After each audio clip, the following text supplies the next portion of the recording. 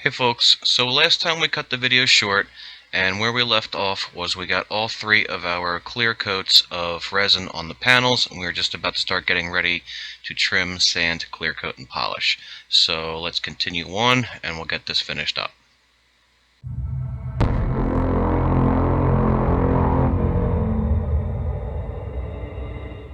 And the third time is the charm. Count them. 1, 2, 3. There are 3 coats of carbon fiber on these parts.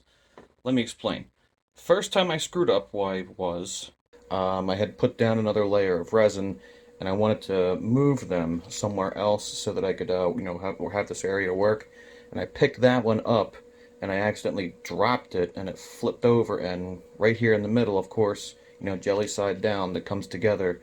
And long story short, they all ended up getting ruined. And then the second time that I screwed up, if you are using power, be careful with power tools when you're sanding, especially around edges. Edges are always going to be your thinnest spot. You can see right here, this particular piece, I actually didn't get the carbon off of it. I just put a whole new piece over top of it, and you can actually see it right here. You can see I sanded off that top layer down into the next layer, and then right here into the metal itself. And here we are with the third layer of carbon fiber. So these are mistakes that were made. Of course, like I said at the beginning, I'm not a professional. I'm learning as I go. So some of these were very simple and common mistakes that I should have known better, just like some more that I'm about to show you. But right now, where we are is this has all of the coats of resin put on it, and then I sanded it down so that everything is flat. So you'll see that there are some spots on this that are kind of goofy looking, but most of that will disappear once we start clear coating. And I put 4 coats of clear on here altogether. But before that, I taped off the carbon side, and I put some flat black on the bottom side. So everything is all back to normal because I scratched this all up when I was sanding. Then I went ahead and peeled off all the tape and proceeded to clear. Which, mistake number 1, I should have wiped this down with some wax and grease remover or some acetone, because the tape left some marks. And on some of these, I think it's this one actually. Is it this one? Yeah, you can kind of see, see if I can get the right angle. There, like there. You can see a tape line there, a tape line there. I should have wiped these down with some acetone or some wax and grease remover, and that would have taken off all of the the tape residue, and we wouldn't have had this issue. Now, remember, this is one of those panels that had all that goofiness.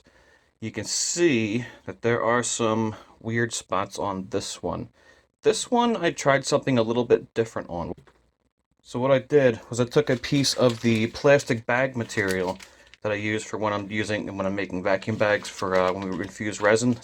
I laid it down on the final layer of resin, and then I took a body filler spreader, and I just kind of like drug it along from like the center out, and I kind of turned it around a little bit like this, and I slowly pushed and squeezed the resin, and what that did was that pushed a lot of the air out. But what I also believe that happened is, for one, you can see like here, I kind of distorted the weave a little bit, and see if I can find one. Here we go. You see this one here? If I can get it, you see those little tiny pit marks right there. That's because this part of the carbon here was actually raised up.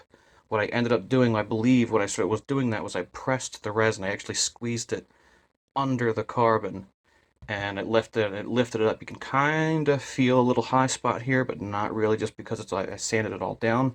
But there's that. These are, things to learn from, so we can all learn. Other mistake is me, of all people. See if I can get the right angle. See right here. See those little marks here, those little scratch marks? This is from the surface. This is from me transporting it. But these right here, these little swirl marks and scratches, those are sanding marks. When I sanded down the resin, I sanded it down to 320 grit. And me, of all people, I should have known better to take it all the way to 400, and that would have gotten rid of the sanding scratches, and the ones that were left behind would have disappeared with the clear coat. I was hoping that they would have disappeared with the clear coat at 320 grit, but no. But at the same time, You can't even really see them unless you're looking at it. Well, they might be more predominant when we wet sand this, which is what we're going to be doing next. We're all showing and we're all learning. This is something pretty new to me, probably new to most of you as well. So it's always a learning experience. There's obvious orange peel on here from when you clear coat it, which it's very, very difficult to spray rattle can paint and not get orange peel.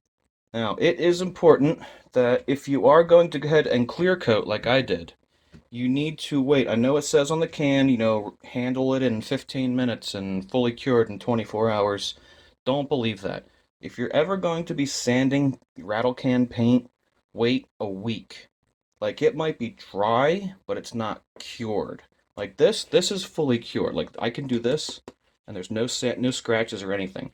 If you can go like that and leave a nail mark in it, it's not dry. It's not cured.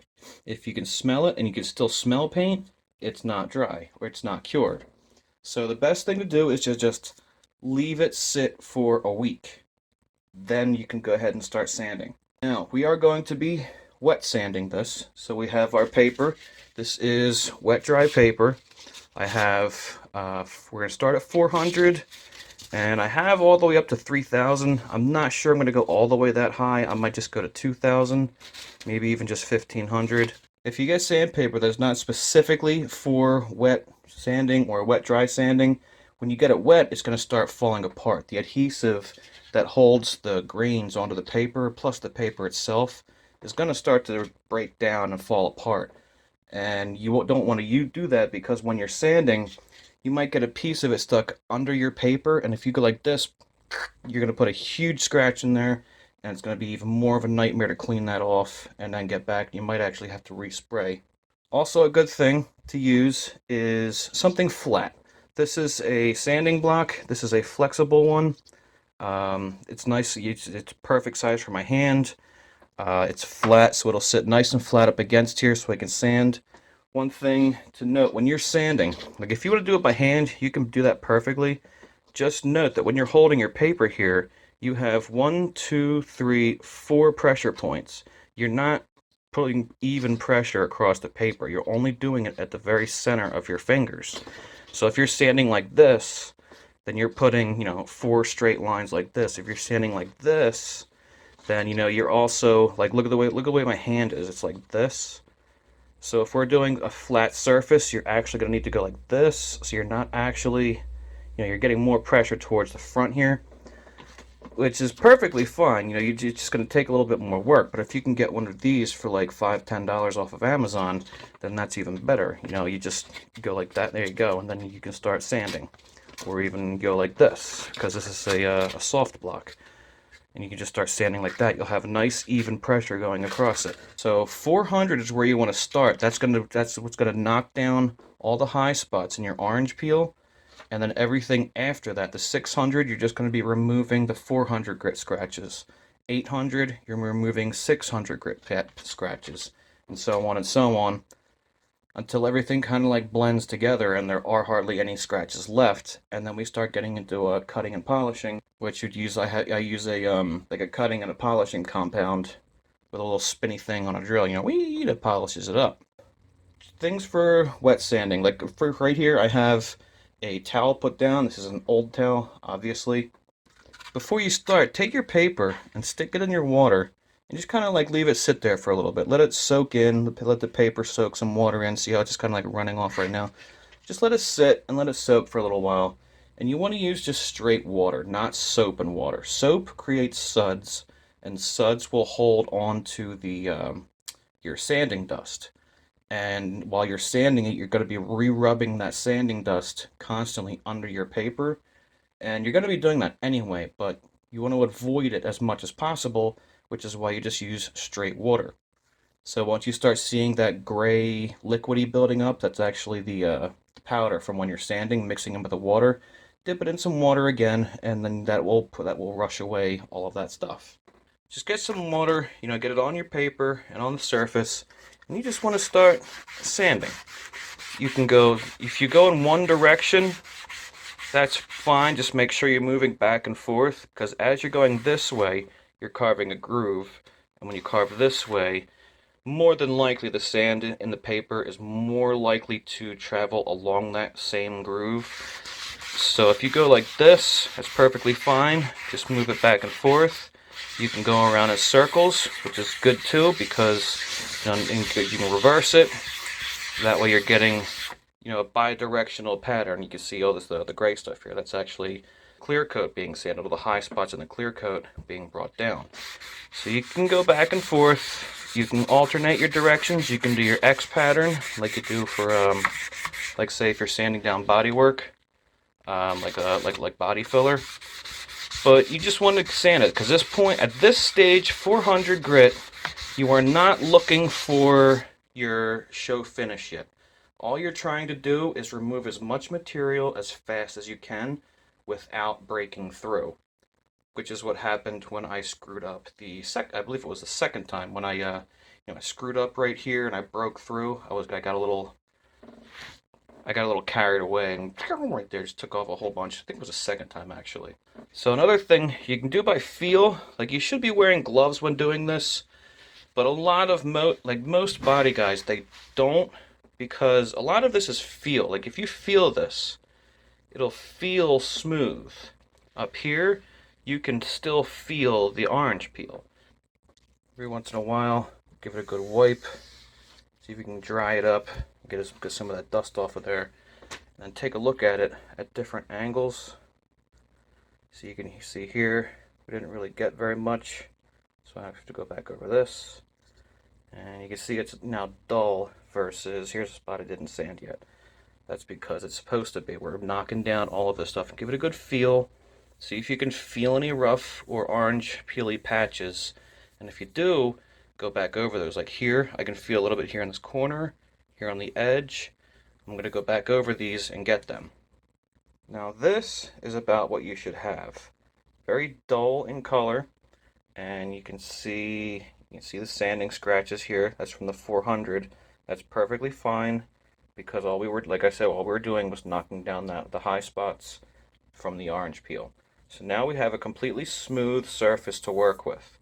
So this is when you start moving on to your higher grit, 6, 8, 1000, 15, whatever, however far you want to take it. But between grits, you want to give this a thorough cleaning, preferably soap and water. Just rinsing it should be okay, but I like to use soap and water just to be on the safe side. You want to get rid of all that 400 grit dust. So because when you start using your 600 grit, you're going to start re-sanding that 400 grit dust, and that could also cause problems. So make sure you give it a good clean before you go on to the next grit. And we're back. Everything I sanded up to 1500 grit, and it is very, very smooth, and there are no sanding scratches.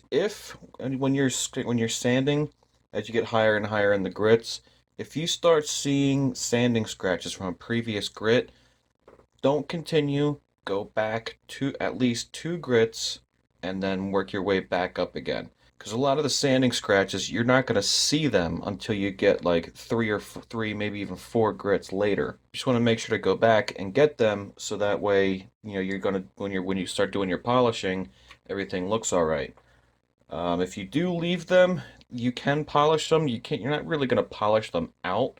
You're just going to polish them. So in other words, you're going to have polished scratches, is what you're basically going to have. Right now, we are at our polishing phase. One thing that I use this is a cutting and polishing.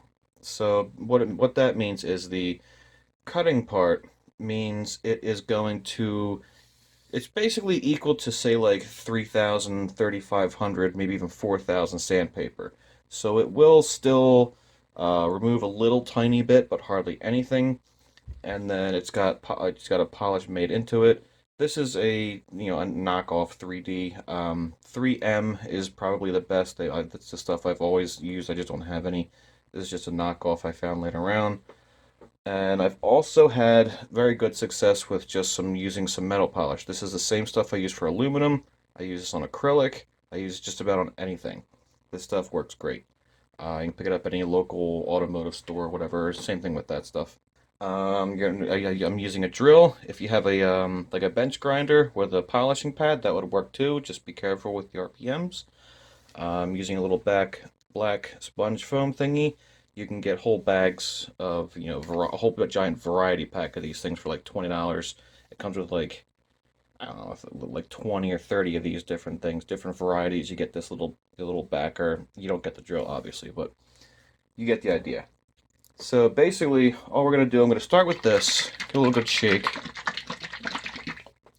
and we'll start with that one. So just so you know, doing this is messy, because as you're drilling like this thing is spinning around, and it's flinging this stuff, so it's going to go all over the wall, all over this stuff back here, and everything over here, plus, myself. So you want to set up something, or at least be outside in a garage, somewhere you don't mind getting messed up, or build something where you can like lift up this little piece of towel I have here or something like that. You just want to get a good amount of that on there. Take your thingy, do that just to flatten it out a little bit, and then start polishing.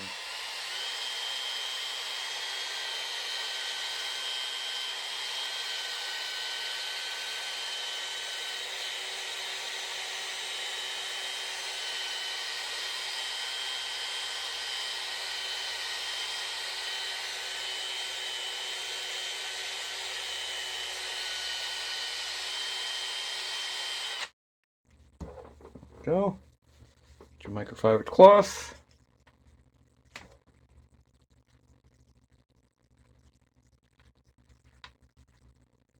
Wipe off the excess, and look at that. Compared to that, this, a little more polishing, and we'll get that into a like a mirror. You can kind of in some places. So I'm going to give this some more polishing, and then I'll show you what it looks like when it's completely done. Polished reflections. Now you can do this by hand, with a whole bunch of these. You got to have like Popeye arms in order to take on a project like that. If you do, more power to you, my man. But this is what it looks like. I'm going to show you some things. You can see the nice reflection of everything up there. Now, let me see if I can get the right angle. Oh, there we go. See these round areas here, and I think there's some along this way. Those, what I believe, oh, there we go. You can see even better that way. What I think happened is when I was sanding with the 400 grit to flatten everything out, I think these are high spots. You can either that, or I just went a little too hard in these areas and I broke through the clear. So, but that's okay because, again, we learn from these things. But even still, like, look at that. I mean, that's still, it's a beautiful panel. Same with this one. You see I got some areas there too, under the right light, but still, it's a beautiful panel. Same thing with that one. This is the one where we actually had the the carbon lifting. Right here was a lift spot, so that's why I think that was a high spot. And here, and the rest, I don't know. But either way, it's a good looking panel. So I'm going to go ahead and put the computer back together, the case back together, and we'll see how it looks when the whole thing is together. Look at that. That's pretty damn sexy looking. Look, see? You can see me. Hello! This is not bad looking. So when you look at it all together, that is not bad looking. Let me turn this around like this. Even if you think of all of those things, the bad things that you put, all these little discrepancies in the surface, it is still a damn looking chassis. I'd rock this at a LAN party. And when people come up and say, man, where'd you get your vinyl? You can say, it's not vinyl, it's real. So you got that on top of other people. Now, people, I did the carbon fiber mod. Well, I have real carbon fiber. Here's a shot from the other side. Now, just do keep in mind that this is the method where we clear coated and then cut and buffed the clear coat. Next week, when we do the front cover, I'm going to be teaching an easy way of doing vacuum bagging.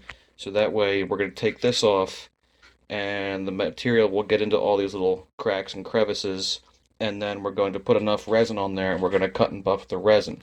So that way you'll be able to tell, you'll be able to see the difference from just doing the resin or clear coating this. Honestly, if I still had access to a paint booth, I would have still cleared it, only I would have used real like 2-part paints, automotive clear, and that would have gotten a much better finish. But even still, this is at home DIY. You see a lot of other videos out there of people, carbon fiber wrapping things, and it looks really, really easy, even for some people on their first try. It looks really easy, and trust me, it is not. It is easy, but it's not as easy as it looks.